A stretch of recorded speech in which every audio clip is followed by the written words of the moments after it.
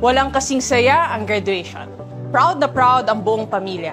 At ang pangarap natin, ang bawat pamilyang taga Marikina may college graduate. Dahil sa libreng tuition sa PLMAR na ipinaglaban ni Mayor Marcy, libo-libo na ang nakagraduate. I-level up pa natin ito. Kaya isusulong natin ang bawat pamilya may college graduate program.